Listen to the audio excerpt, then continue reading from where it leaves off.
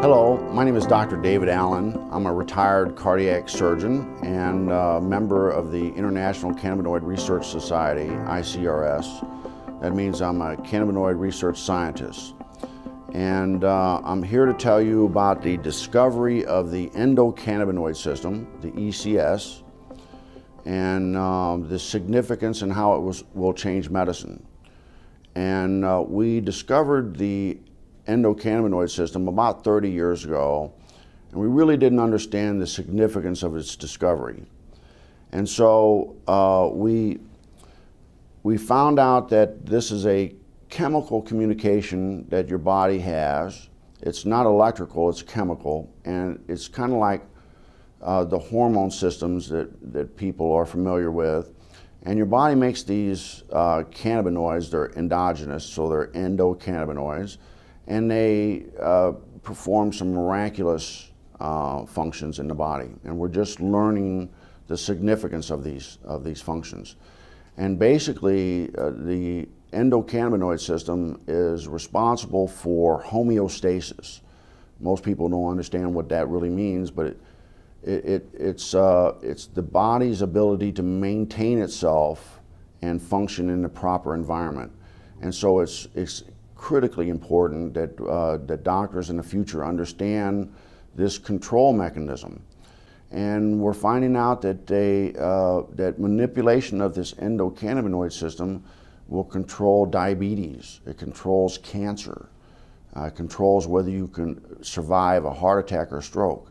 And so this is critically important for doctors to understand this new science. And the discovery of the endocannabinoid system is the single most important medical scientific discovery ever, and will save more lives than the discovery and application of sterile surgical technique. And I'm a heart surgeon saying that. So more people will be saved by manipulation of the endocannabinoid system than are currently saved by surgery. But recent research has been looking at cannabis and the different cannabinoids. There's over 80 plus cannabinoids discovered in the cannabis plant.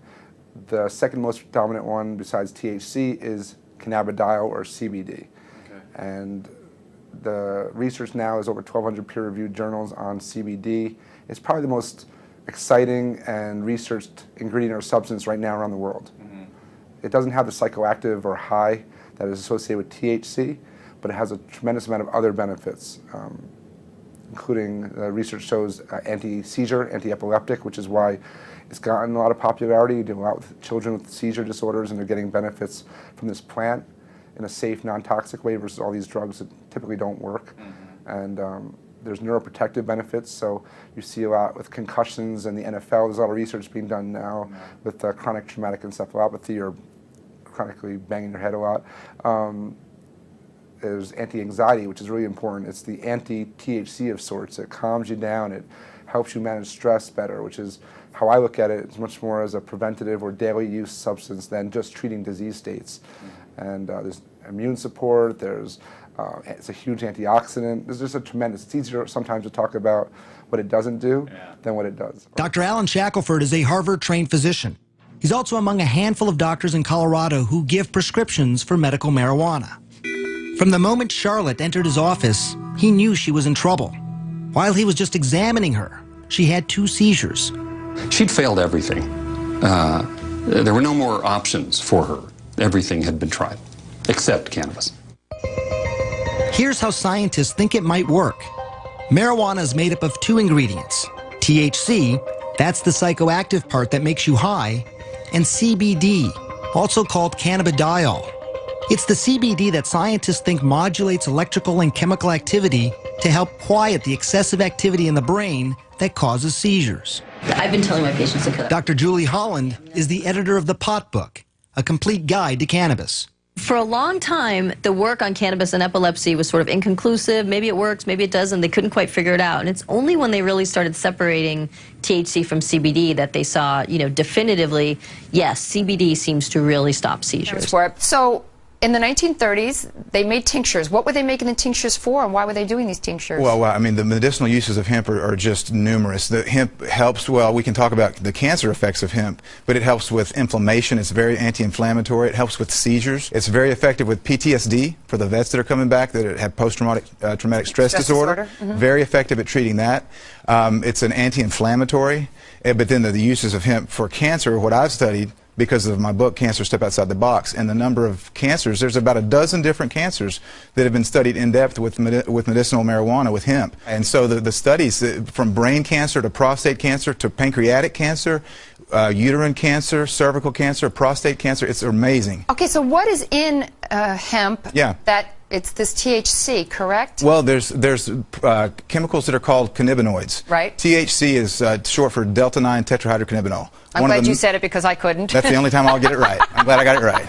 So that's the one, THC is the one cannabinoid that everyone's familiar with. That's the one that's psychoactive, and that's the one that gets you high if you smoke it. Okay. But there's other cannabinoids. One is called CBD, cannabidiol, and it's very medicinally used. There's no psychoactive component of CBD. So what do? Extract these to make tinctures, or you can make tea out of? You can make tea. You can eat it. It's a great superfood. You're into raw. A lot of people use raw hemp in their. Well, do you get high off of hemp if you eat it as a superfood? No, well, or just the seeds. You've got to heat the THC to make it become psychoactive. So people that eat the plant, they put in a smoothie.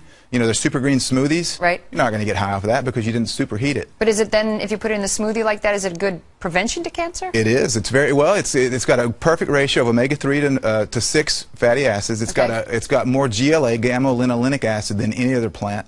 So it's got some really great fats. You're well aware of the importance of good fats in your diet. Yeah. So hemp it's a perfect superfood to eat, but it's also medicinal. I just never understood why hemp had gotten such a bad rap, and now I understand that it was really politically motivated by somebody who owned basically trees and didn't want to be in competition with the hemp to make paper. And yet, throughout the years after that, so many people suffered because of that. Yeah. So I guess it's actually a good thing that people are coming around a little bit. It is. I'm really encouraged about the different legislation in different states that are trying to legalize medicinal hemp, because of the fact that it is so good. It's not just a superfood. It's not just great for industrial uses, as we've mentioned, but it's a really good medicine. Thank you so much for coming on, Ty. I really appreciate you being here. Thank you, Carol.